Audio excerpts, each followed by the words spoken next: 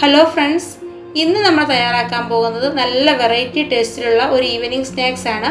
വളരെ സിമ്പിളായിട്ട് വളരെ പെട്ടെന്ന് തന്നെ തയ്യാറാക്കാൻ പറ്റുന്ന നല്ല രുചികരമായിട്ടുള്ള ഒരു സ്നാക്സ് ആണ്. ഇത് നമ്മൾ തേങ്ങയും ഗോതമ്പും വെച്ചാണ് തയ്യാറാക്കുന്നത്. അപ്പോൾ എല്ലാവരും വീഡിയോ സ്കിപ്പ് ചെയ്യാതെ കാണുക. നമുക്ക് വീഡിയോയിലേക്ക് പോകാം.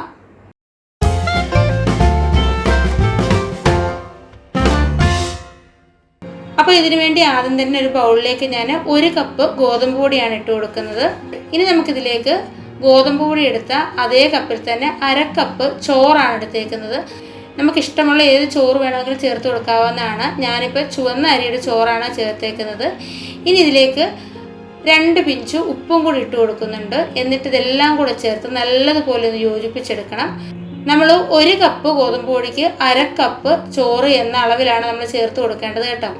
അപ്പോൾ ഈ ചോറും ഗോതമ്പ് പൊടിയും കൂടെ നല്ലതുപോലെ ഒന്ന് യോജിച്ച് വരുന്ന രീതിയിൽ നല്ലതുപോലെ ഒന്ന് ഇളക്കി ചേർത്ത് യോജിപ്പിച്ചെടുക്കാം. ഇനി നമ്മൾ ഈ യോജിപ്പിച്ചെടുത്ത കൂട്ട് മിക്സിയുടെ ജാറിലേക്ക് ഇട്ട് കൊടുക്കുന്നുണ്ട്. ഞാനത് 2 പ്രാവശ്യമായിട്ടാണ് ഇട്ട് കൊടുക്കുന്നത് കേട്ടോ. നമ്മളിനി ഇതിലേക്ക് പ്രത്യേകിച്ച് വെള്ളമൊന്നും ചേർക്കേണ്ട കാര്യമില്ല.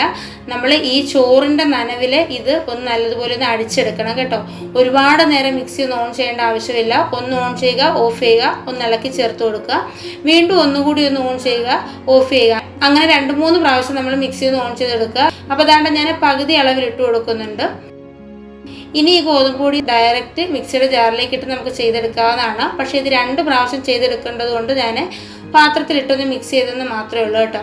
അപ്പോൾ ദാണ്ട ഞാനിത് ചെയ്തെടുത്തിട്ടുണ്ട്. നല്ല രീതിയിൽ തന്നെ ദാണ്ട യോജിച്ച് വന്നിട്ടുണ്ട്. നല്ലതുപോലെ ആ ഗോതമ്പ് പൊടി നന്നായിട്ട് നനഞ്ഞ് നമ്മുടെ ആ ഗോതമ്പ് കൂട്ടിൻ്റെ ആ ഒരു രീതിയിൽ വന്നിട്ടുണ്ട്. നമ്മൾ ഗോതമ്പ് കൂട്ടം തയ്യാറാക്കുന്ന ഇതേ രീതിയിലാണ് കേട്ടോ. ഇനി ബാക്കി ഇരിക്കുന്നത് കൂടി നമുക്ക് ഇതുപോലെ തന്നെ ഒന്ന് അടിച്ചെടുത്ത് വരാം. രണ്ടാമത്തത് ഞാൻ ഇതുപോലെ ചെയ്തെടുത്തിട്ടുണ്ട്. നല്ല രീതിയിൽ തന്നെ കട്ടകളൊന്നുമില്ലാതെ കറക്റ്റ് പരുവായിട്ട് തന്നെ കിട്ടിയിട്ടുണ്ട്. അപ്പോൾ നിങ്ങൾ 1 കപ്പ് ഗോതമ്പ് പൊടിക്ക് 1/2 കപ്പ് ചോറ് എന്ന അളവിൽ വേണം എടുക്കാനായിട്ട്. ഇനി ഈ ചെറിയ ചെറിയ കട്ടകൾ നമ്മുടെ കയ്യിൽ വെച്ചെടുത്താൽ ഇതേ രീതിയിലൊന്ന് ഞാനൊന്ന് തിരുമ്മി കൊടുക്കുന്നുണ്ട്. പെട്ടെന്ന് തന്നെ ഉടഞ്ഞു കിട്ടും കേട്ടോ. ഇത് നമ്മൾ പൊടി പിടിച്ച് അമർത്തരുത്. ചെറിയ രീതിയിൽ നമ്മൾ പുട്ടിനൊക്കെ നനച്ചു കൊടുക്കുന്ന പോലെ ആ ഒരു രീതിയിലേ എടുക്കാം. ഇനി നമുക്കിതിലേക്ക് ചേർക്കേണ്ടത് കുറച്ച് തേങ്ങ ചിരകിയതാണ്. ഞാനൊരു ചെറിയ ബൗളിൽ നിറയെ തേങ്ങ എടുത്തിട്ടുണ്ട്. അപ്പോൾ തേങ്ങ നമ്മുടെ ഇഷ്ടത്തിനനുസരിച്ച് നമുക്ക് ചേർത്ത് കൊടുക്കാവുന്നതാണ് കേട്ടോ. തേങ്ങ എത്രത്തോളം ചേർത്ത് കൊടുക്കുന്നോ അത്രയും നല്ലതാണ്. ഇനി ഇതിൻ്റെ കൂടെ തന്നെ മധുരത്തിന് ആവശ്യമായിട്ടുള്ള ശർക്കരയാണ് ചേർത്ത് കൊടുക്കുന്നത്. ഞാൻ ശർക്കര ഒന്ന് ഇതേ രീതിയിലൊന്ന് ചീകി എടുത്തിട്ടുണ്ട് കേട്ടോ. ഇല്ലെന്നുണ്ടെങ്കിൽ നമുക്ക് ശർക്കരയുടെ പൗഡർ മേടിക്കാൻ കിട്ടും, അത് ചേർത്ത് കൊടുത്താലും മതി. അത് നമ്മുടെ മധുരത്തിനനുസരിച്ച് കൂട്ടുകയും കുറയ്ക്കുകയും ചെയ്യാവുന്നതാണ്. ഞാൻ ഒരുപാട് മധുരം ചേർക്കുന്നില്ല. ഇനി വേണ്ടത് ഏലക്കാപ്പൊടിയാണ്. 1/2 ടീസ്പൂൺ ഏലക്കാപ്പൊടിയും കൂടി ചേർക്കുന്നുണ്ട്. ഇനി കൈകൊണ്ട് തന്നെ ഇതെല്ലാം കൂടി നല്ലതുപോലെ ഒന്ന് യോജിപ്പിച്ചെടുക്കണം. നമ്മുടെ ഈ ശർക്കരയും ഏലക്കാപ്പൊടിയും തേങ്ങയും എല്ലാം കൂടി നന്നായിട്ടൊന്ന് മിക്സായിട്ട് വരണം കേട്ടോ. പൊടിയിലെല്ലാം പിടിക്കുന്ന രീതിയിൽ നല്ലതുപോലെ ഒന്ന് യോജിപ്പിച്ചെടുക്കാം. ഇപ്പം ഞാനിവിടെ എടുത്തിരിക്കുന്ന ശർക്കരയ്ക്ക് കളർ കുറച്ച് കുറവാണ്. കുറച്ചുകൂടി ഡാർക്ക് കളറുള്ള ശർക്കരയാണെന്നുണ്ടെങ്കിൽ നമ്മളത് റെഡിയാക്കി വരുമ്പോൾ നല്ലൊരു കളറ് കിട്ടും കേട്ടോ. അപ്പോൾ അതാ ഞാൻ നല്ല രീതിയിലൊന്ന് യോജിപ്പിച്ച് കൊടുത്തിട്ടുണ്ട്. നമുക്കിത് പെട്ടെന്ന് തന്നെ തയ്യാറാക്കാൻ പറ്റുന്ന നല്ലൊരു സ്നാക്സാണ് കേട്ടോ. ഈ വൈകിട്ടൊക്കെ ചായയുടെ കൂടെ കഴിക്കാനും അതുപോലെ പെട്ടെന്നൊരു ബ്രേക്ക്ഫാസ്റ്റ് തയ്യാറാക്കണമെന്നുണ്ടെങ്കിലൊക്കെ പെട്ടെന്ന് തന്നെ തയ്യാറാക്കാൻ പറ്റുന്നതാണ്. നമ്മുടെ ഈ കയ്യിൽ ഇതുപോലെ ശർക്കരപ്പൊടി വേണമെന്നേ ഉള്ളൂ കേട്ടോ. അപ്പോൾ നമ്മുടെ ഗോതമ്പ് കൂട്ട് തയ്യാറാക്കിയതിൻ്റെ ബാക്കി മാവ് വരികയാണെങ്കിൽ നമുക്ക് ഈ ഒരു രീതിയിൽ റെഡിയാക്കി എടുക്കാവുന്നതാണ്. ഇപ്പോൾ ഇതാ എല്ലാം നല്ല രീതിയിലൊന്ന് യോജിപ്പിച്ച് കൊടുത്തിട്ടുണ്ട്. ഇനി ഇതിലേക്ക് ഞാൻ 1/2 ടീസ്പൂൺ കറുത്ത എള്ള് ചേർത്ത് കൊടുക്കുന്നുണ്ട്. ഈ സമയം നമ്മുടെ കയ്യിൽ നട്ട്സ് ഒക്കെ ഉണ്ടെങ്കിൽ ഇതിലേക്ക് ചേർത്ത് കൊടുക്കാവുന്നതാണ് കേട്ടോ. കപ്പലണ്ടി ഒന്ന് ക്രഷ് ചെയ്തതും അതുപോലെ കാഷ്യൂവും ബദാമും ഒക്കെ ഉണ്ടെങ്കിൽ നമുക്ക് ചെറുതായിട്ടൊന്ന് ക്രഷ് ചെയ്തിട്ട് ഇതിലേക്ക് ചേർത്ത് കൊടുക്കാവുന്നതാണ്. കൈ കൊണ്ട് തന്നെ ഇതേ രീതിയിലൊന്ന് യോജിപ്പിച്ച് കൊടുക്കണം കേട്ടോ. എങ്കിലും നല്ല രീതിയിൽ തന്നെ കിട്ടത്തുള്ളൂ. ഇനി ഞാനൊരു ബൗളിൽ കുറച്ച് വെള്ളം ഒന്ന് എടുത്ത് വെക്കുന്നുണ്ട്. നമ്മുടെ കൈ ഒന്ന് നനച്ചിട്ട് വേണം നമ്മൾ ഓരോ പ്രാവശ്യം ഇത് റെഡിയാക്കി എടുക്കാൻ. അല്ലെങ്കിൽ നമ്മുടെ കയ്യിൽ ഒട്ടിപ്പിടിക്കുന്നതെന്ന് തോന്നുമ്പോഴേ നമ്മുടെ കൈ ഒന്ന് നനച്ച ശേഷം വേണം നമ്മളത് റെഡിയാക്കാൻ. ഇനി ഇതിൽ നിന്നും കുറേശ്ശെ എടുത്തിട്ട് നമുക്കിത് ബോൾസ് ആക്കി എടുക്കണം കേട്ടോ. നല്ല രീതിയിൽ തന്നെ ബോളായി വരും.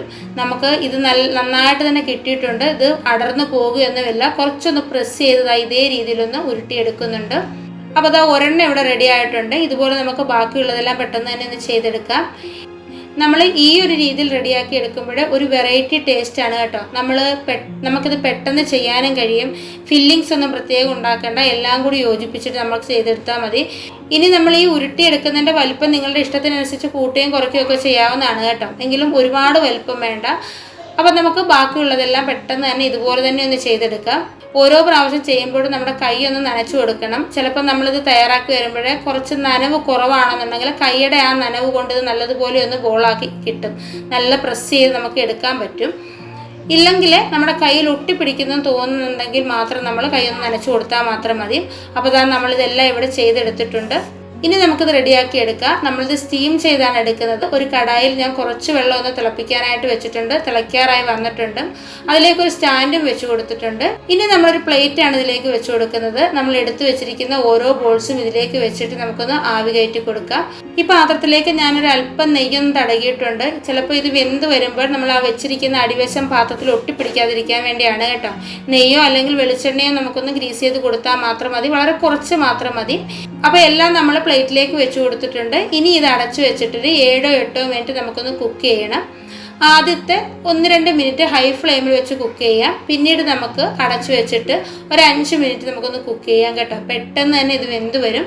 അപ്പം ഞാനിതൊന്ന് അടച്ചു വെച്ച് കൊടുക്കുന്നുണ്ട്. അപ്പോൾ ഇതാ കണ്ടില്ലേ, ഒരു 8 മിനിറ്റ് കഴിഞ്ഞപ്പോൾ തന്നെ നമ്മുടെ ഈ സ്നാക്സൊക്കെ ഒന്ന് വെന്ത് വന്നിട്ടുണ്ട്. നല്ല ടേസ്റ്റാണ് കേട്ടോ. വളരെ പെട്ടെന്ന് തയ്യാറാക്കാൻ പറ്റുന്ന സ്നാക്സ് ആയിട്ടും അതുപോലെ തന്നെ ബ്രേക്ക്ഫാസ്റ്റ് ആയിട്ടും ഒക്കെ നമുക്കിത് കഴിക്കാവുന്നതാണ്. എല്ലാവരും ഇതുപോലെ ഒന്ന് തയ്യാറാക്കി നോക്കൂ. ഇതിൻ്റെ ഉള്ളൊക്കെ കണ്ടില്ലേ, നല്ല രീതിയിൽ തന്നെ വന്നിട്ടുണ്ട്. നല്ല സോഫ്റ്റ് ആയിട്ടുള്ള, നല്ല ഈസി ആയിട്ട് പെട്ടെന്ന് തയ്യാറാക്കാൻ പറ്റുന്ന നല്ലൊരു സ്നാക്സാണ്. അപ്പോൾ ഇന്നത്തെ വീഡിയോ നിങ്ങൾക്ക് എല്ലാവർക്കും ഇഷ്ടമായെന്ന് വിചാരിക്കുന്നു. വീഡിയോ ഇഷ്ടമായിട്ടുണ്ടെങ്കിൽ ലൈക്ക് ചെയ്യാനും ഷെയർ ചെയ്യാനും കമൻറ്റ് ചെയ്യാനും അതുപോലെ തന്നെ നമ്മുടെ ചാനൽ സബ്സ്ക്രൈബ് ചെയ്യാതെ ആരെങ്കിലും കാണുന്നുണ്ടെങ്കിൽ ഒന്ന് സബ്സ്ക്രൈബ് ചെയ്ത് സപ്പോർട്ട് ചെയ്യാനും മറക്കരുത്. അപ്പോൾ നമുക്ക് അടുത്തൊരു വീഡിയോയുമായിട്ട് വളരെ പെട്ടെന്ന് തന്നെ കാണാം. അതുവരേക്കും ബൈ. Thank you.